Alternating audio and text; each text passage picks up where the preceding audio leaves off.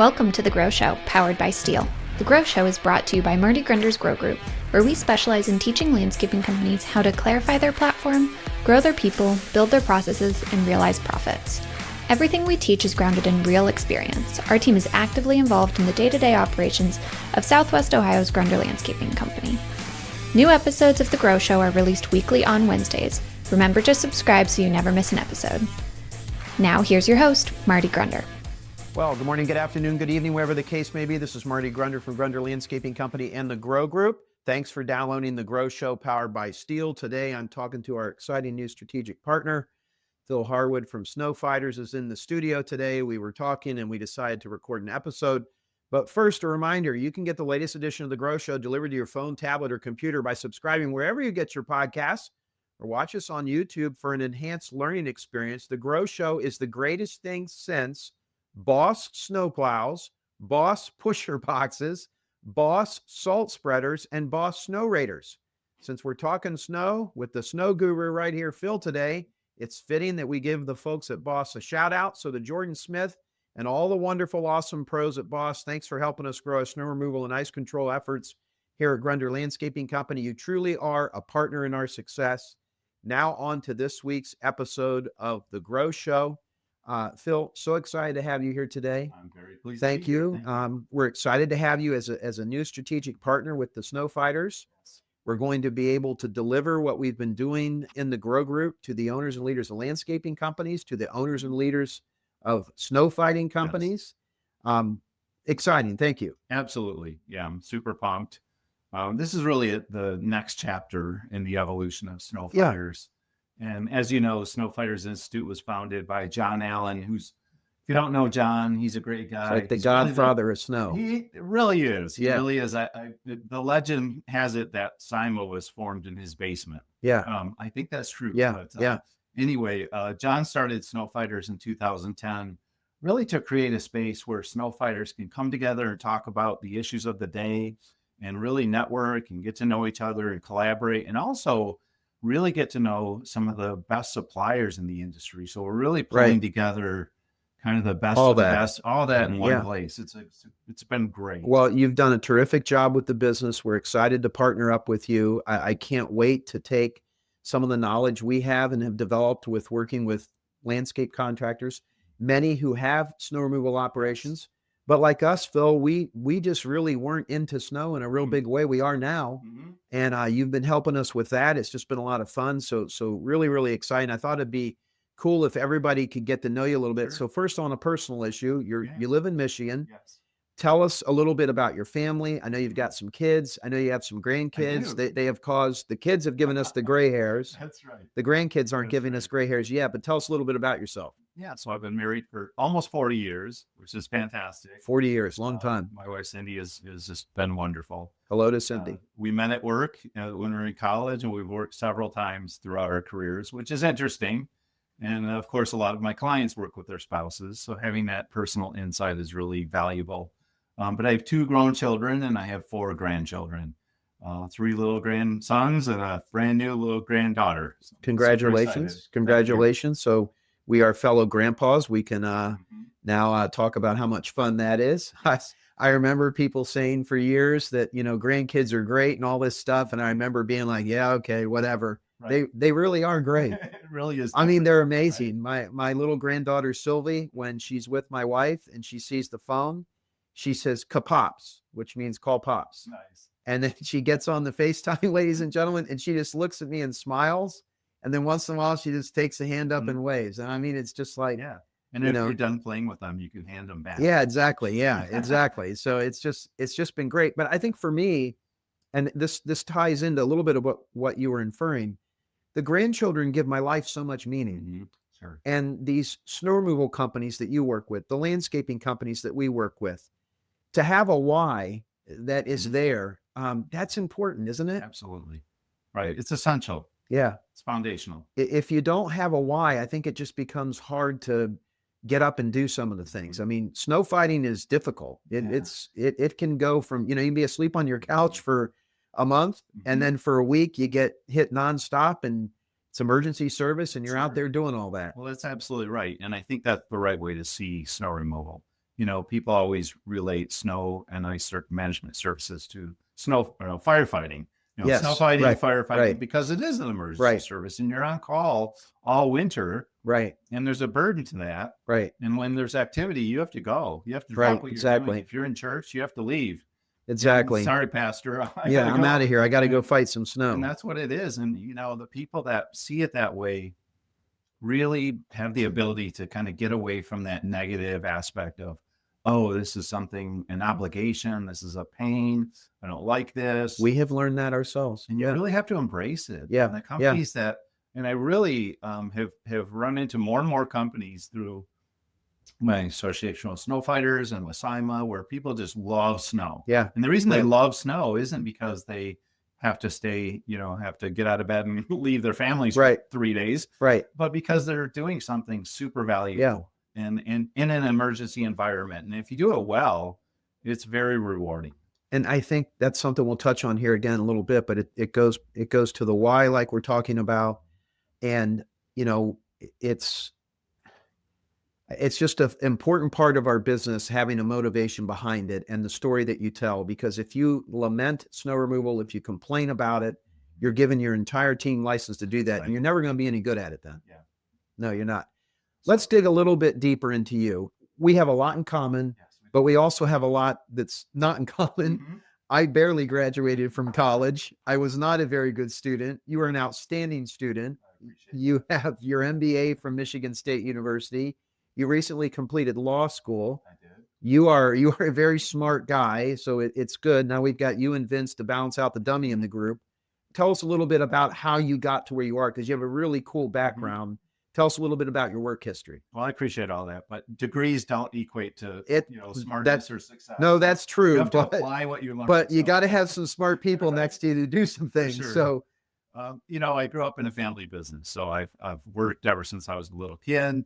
My grandfather started a business in 1940. My dad and my uncles worked in the business, so we grew up in a family business, and I ran printing. And those are great lessons. Oh yeah, for sure.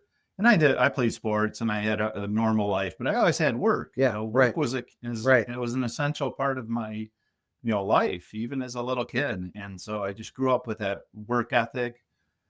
I went to college because, you were expected to go to college and, that's just what everyone did when they graduated from high school. And I, hadn't really thought much more about it, but I went to Michigan State and studied business. I met my wife and I got into the landscape business through that process, really in a management training capacity for a retailer, very large retailer, publicly traded company. And so the first 11 years of my career were in landscape management, but in a retail environment, which was really you probably learned a ton about plants. You learned about the business, the cycle, the growing season, a ton of stuff.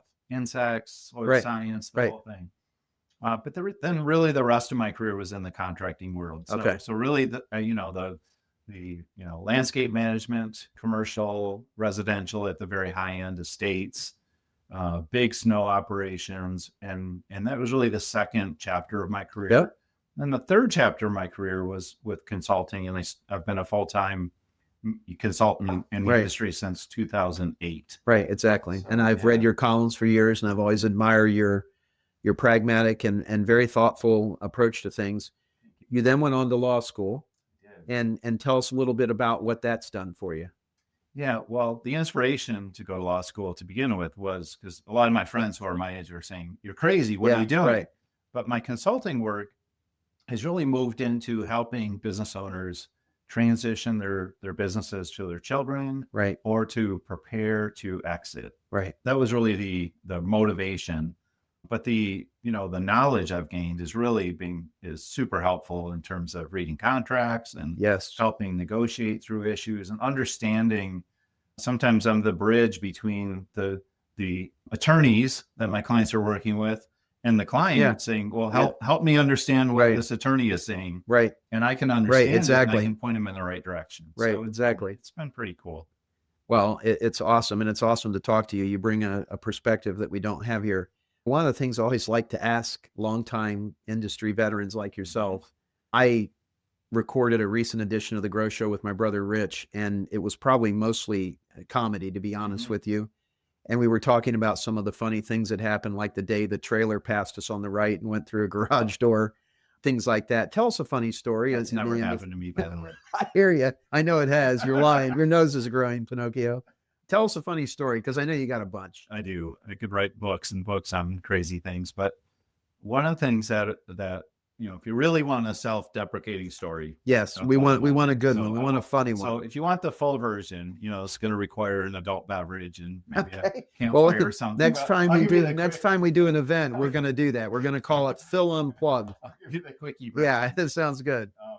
I was asked by a client to apply a chemical inside a commercial office building in the atrium. Okay. Uh-oh. And against my better judgment, knowing that the product was labeled for outdoor use only, Yeah.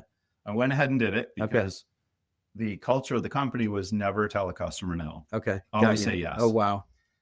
In fact, our attire was embroidered with "Yes, I can." Yeah. Or "Yes, Oh, we boy. can." Okay. So it was Yeah. always say yes. So, Yeah. can you kill all this stuff in this atrium so my interior plant company can start over? Yes, I can. Because we know how to kill stuff. Right. And I'm really good at killing Yeah. stuff. Yeah. Right. So, of course, I killed everything. Roundup, or what were you using? It was momentum. Oh, yeah. There you go. The Fast problem actor. is without sunlight, it never breaks down. Okay. Yeah. So it lives forever. So it sterilized the area. It lives forever. Yeah. So everything that got replanted in those beds, they were huge beds, died Oh, God. more than once. Oh, gosh. And it turned into a pretty big deal. Yeah. Yeah. And a big lesson. Well, those are the lessons that we learn. That's funny. And that's how we do things. And I guess the lesson learned in there is, and actually we've had a similar thing where our slogan is, where service is always in season.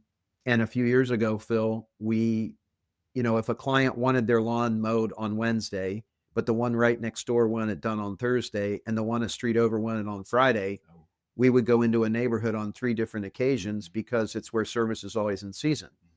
And as you grow, ladies and gentlemen, your span of control lessens. And I didn't even know this was all going on until we got Aspire, the industry-specific software that we have, and we used the route optimization feature that it has, and we started seeing what it was costing us to go back. It did. Yeah. Wow. And so there's unintended consequences of core values and of slogans and rally cries, and you got to think about it. One of our large clients that we work with, their focus is on EBITDA, and various branch managers understood that EBITDA was important. So they were buying more equipment when they really didn't need it, and other things. Okay. And there was an unintended consequence of that. So the lesson there is to think through, like, there's a reason the thing's labeled for not to use inside. Don't think you're going to outsmart it. I mean, there's just all those things that guys our age, we understand that. There's young men and women in their 20s listening to the Grow Show today that are probably like, you just got to be careful. You don't realize what's lurking around door number 2. Right. No, So for sure. So important. That's great. Great point. How did you move over from as a business owner and a member of a business to a coach and consultant? How did that end up taking place? Well, I was in a really good place with my partnership. I was a part owner of a very large commercial landscape and snow operation in Michigan. And I was I had great partners. We were making money. We were growing. Everything was great. A new truck every year. I was living the life. Right. And I still could be there today. They're in business still, doing really well, growing. They're huge. In fact, a lot of my team is still in place. It was a great experience. Very rewarding. And that was 17 years ago. Yeah. But we started working with a consultant named Gino Wickman, who went on to start EOS. Amazing. Wrote tons of books. I mean, crazy. That's who you started with. That's when it was nothing. When Gino was really trying to figure out this EOS thing. Yeah. Well, he pretty much had it in place. So I shouldn't say he's trying to figure it out, but we were truly at the forefront. One of his first clients. Absolutely. Yeah. In fact, the first book he wrote, Traction, he reached out, and I have a couple quotes in Traction. It's a great book. Under the professional group. Yeah, it's a great book. So we go to the index and look at the professional. We're in there. Talking about culture and some other things, but we worked directly with Gino. And what was happening was Gino was making recommendations to our leadership team that I had been making that didn't go anywhere. Yeah. Even after my MBA that the company paid for. Yeah. And you would think, okay, listen to him. Listen to this guy. Right. But here's Gino, the outsider. And then the light bulb went on and I went, that's where the value is being the objective outsider. Yes. Who's giving unfiltered opinion, no skin in the game. Mm-hmm. And I said, I need to do that. I have some folks at Grunder Landscaping.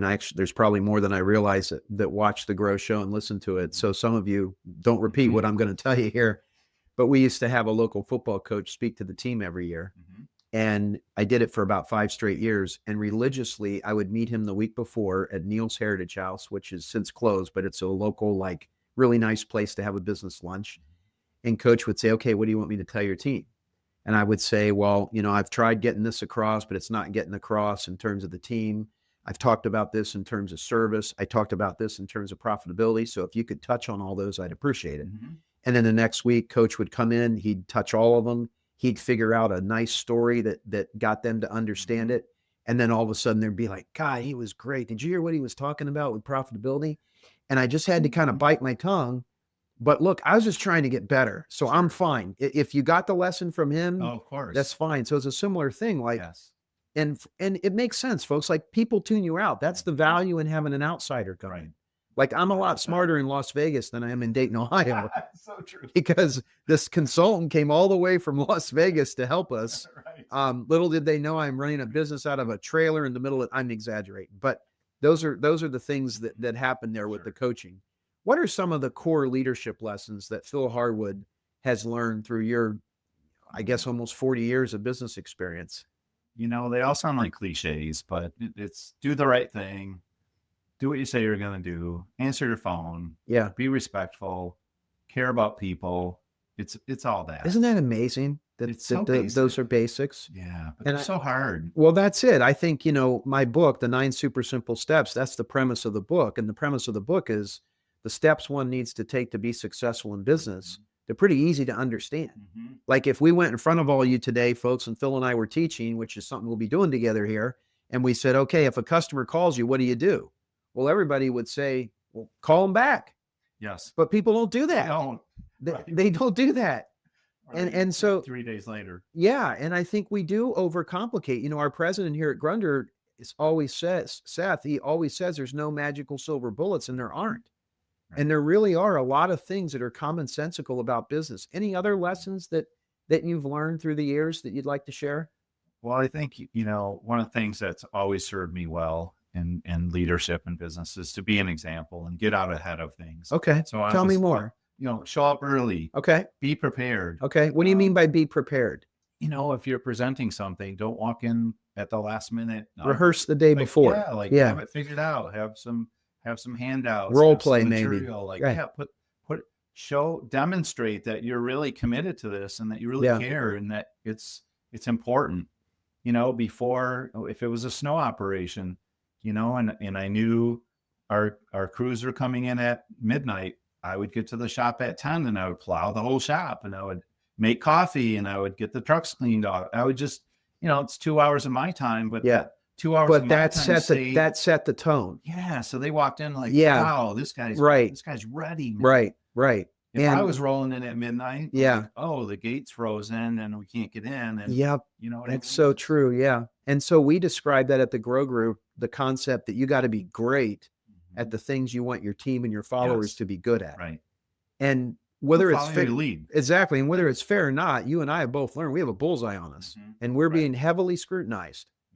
Mm-hmm. I tell people when I teach and I talk about customer service and leadership and how you treat people and talk to people, if you see me on my way out of this hotel berating the young lady at the desk because my room wasn't very clean, after I just talked to you about how you handle issues, now what do you think of me? Right. If you heard that I yelled and swore at one of my employees, what would you, those things, I didn't know this when I was in my 30s. I don't think I grasped this till I was probably in my late 30s. And now I certainly understand that I'm always being watched and that how we do things is how we do everything. And as the leader goes, that's how the team goes. 100%. And the little thoughtfulness of getting in there early and filling up the trucks, making sure that, how many times has the gate lock been frozen? I can relate. Okay. Right. And everybody's waiting out there. And then here you come up at 12 and everybody's standing there waiting. And now we're going to yell at them because we're behind. Right. Well, we didn't do anything to try to help get a little momentum. I love it. Anything else? Wow. I just love learning. So I've always been a learner, and I've always encouraged my people to look for opportunities to learn something, Yeah. whatever it is. Yeah. You can always be learning something. There was a season when I moved from retail management in the landscape industry to contracting. That was my first experience on large properties. And so I had no idea about drainage and irrigation on a big scale. I get it. I couldn't identify mature trees, things like that. Yeah, that you would think someone with a horticulture background would know. And so I really had to ramp up quickly. And I tell this story a lot about learning how to identify trees. It was the dead of winter, so there's no leaves. Yes. I had a book, Trees of North America, and I drove around with this book in my truck all winter long. And every time I got to a stop sign, I pulled up my book and I said, "What is that tree?" Wow. And by the end of the winter, I could identify every tree that was within the Detroit metro area because I could see. I think you're touching on something. That's a locust. Yeah. That's an ash. And I think you're touching on something that's really important. You learn those trees because you wanted to. Yes. And that sounds trite and trivial, but when we used to do grow, I remember I did grow in Chicago and we had about 195 people there. This would have been in like 2006 or 2007. And I memorized every single name in the room and people could not believe it. I still have people say, "I remember how did you do that?" And my response to them was, "I wanted to." Yeah. Like the drive on that kind of thing. And if you want your business to work again, I'm going to say it again, you got to be great at the things you want your followers to be good at. And those are important. And learning is important. And it's a great way for people to see a path to greatness in your team by making that investment in education, right? Right. But you have to be motivated. You have to see some purpose to it. Yes. And that's really our role as leaders to help people understand how important that is. And really it's on them. It's their life. It's their career. Right. And we can help you and give you resources. We can support you, pay for classes or whatever, but this is on you. Yeah. And you're not always going to get paid for it. Right. This is maybe on your own time. Yeah. Well, and you just made me think of something. I'm scrolling my mind right now of our team and the people that have stepped things up. A lot of them have stepped it up because we've exposed them to some education that's gotten them more interested in the industry itself. Yes. And then they're like, okay, now that I understand this more, I like this. And it's almost like they're walking towards it now. Right. Yeah. Let's talk about trends. What are the trends that you see? I mean, people have been removing snow for years. When I got started, it was a shovel, a snowblower, and a straight blade. Yes. Okay, that angled. Yes. The amount of things that are out there now, speak to us to the trends that you see and how the industry has evolved. Yeah, well, there's so much more technology innovation and software applications and data that's coming from the field. Yes. We were out with Caterpillar, one of our sponsors, Yes, and we were at their facility recently. And it was amazing some of the technology that's in a wheel loader. And you pay a lot for these. Yes, so you would expect some technology. Yes, right. More than just the bucket. What's goes some up of the and down. technology? Well, one of the cool things was that there's real-time training built into the machine. So if you think about it, and this is a big environment. This is a mining operation. So one of the larger dump trucks, probably one of the bigger ones in the world, moving material from A to B, point A to B. Well, every time you make that maneuver, it's tens of thousands of dollars of cost. Wow. Machine cost, time. Right. And the owner of that machine might be on another continent, could be anywhere in the world.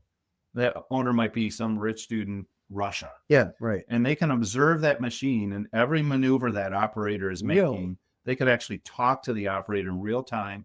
But not only that, when the operator's coming back to get another load, they're being coached by the machine about how to be more efficient on their next trip. And I see applications there with snow too. Yeah. Yeah, 100%. Well, in the remote technology isn't there yet 100%, but it's coming. Right. So there's going to be a day when the operators of machines are going to be sitting in lazy boys in India. Right. And they're just going to sign into a machine and here in Dayton and operate it for an hour and a half. They're going to clock out of that machine. Isn't that crazy? They're going to clock into a machine in Cincinnati. They're going to run that for 2 hours. Right. That's it. That's going to be the model. Software and other things that you see, what are those? Well, all the business management applications and software programs such as Aspire. Yes. have really started to integrate with some of the technology with the snowplow equipment. So Right. we're getting data Right. uploaded Right. in terms of salt usage and all kinds of other And some of that statistics. stuff it's affordable Even the even for time the reporting. oh yeah, and It's some of very this it's affordable. affordable for the smaller Absolutely. contractor. And it's essential. I mean, you can't, I- right. Yeah, I know for us prior to Aspire and a plug-in property intel, it was we would count parking stalls or you'd go visit the site. Right. We can produce a quote that's accurate within 5 minutes now. Right. Very accurate. So It is. great. And doing Used more to with take hours. hours and doing more with less. Mhm. What keeps you energized about snow removal? There some years can be bad. I mean, you don't get snow. What keeps you energized about it? Like I said earlier, it's rewarding. You're providing a service that's essential. You're keeping properties open. You're keeping retail environments open, hospitals, airports, distribution centers. These are essential logistical, and life-saving, Yeah. sometimes properties where you're the guy, you're Yeah. the person who's like the hero. So, to me, snow fighting is just, you're the It hero is. out there at night. Yeah. And this past winter, Phil, we had 2 hospitals that were zero tolerance that we took care of. And I was very nervous about us doing them, but I trusted my team and the compliments that we got and the other work that we've gotten from them as a result. Yeah. I'm so proud of, the effort that was put forth and what we've done with that and where we are. Any other trends? Well, just more broadly in terms of the demographics of the industry, and there's been a labor issue Yes. and we could talk all day about that. But, the other real big trend that's happening is with the aging population and the great transfer of wealth from the baby boomers Yes. to the next generation. So, that's why you're seeing all these educational programs around, how to sell your business Right. and how to value Right, your business exactly. and all that. So that, to me, that's a huge trend. And I'm very focused on that in my consulting work. Yeah. But that really stands out to me. No, and that's something. I mean, I'm almost 57 years old, and that's something I think about. And I know you're going to agree with me. The interesting thing I think about this is everyone listening, whether you're planning on selling your business or not, you should be setting your business up so it can be easily sold so that someone would see value. You can't argue Sure. that, whether you want to sell it or Right. not, setting it up Right. to where someone can come in and say, okay, so I could buy this business and I see that you're involved, but you got a lot of key people here. I see you have systems. I think I could phase you out. I don't need you here. That's what you want to do, isn't it? Yeah. And I go back to EOS 100%. So all the things that you work on within EOS for process improvement and increasing profitability and sustainability, those are all things you do just to have a better Right. business. Exactly. But they're also the same things you're going to do to make sure that your 35-year-old child can take over your business or Amen. sell it. Right. So they're Amen. all the same. Amen. Well, really nice of you to stop by the Steel Studios and talk on the Grow Show. Let's close it out. What's one piece of advice that you would give to either a snow fighter or a regular landscape contractor? By the way, we're going to be producing so much content for Yes. snow removal professionals, snow fighters. It's ridiculous. If you're in a northern climate and you have snow and you currently don't do snow or you think it's a pain, you're not going to think that way when we're done with you. We're going to show you how to turn it into a viable part of your business. Yes. What's a great piece of advice? And we'll close it out.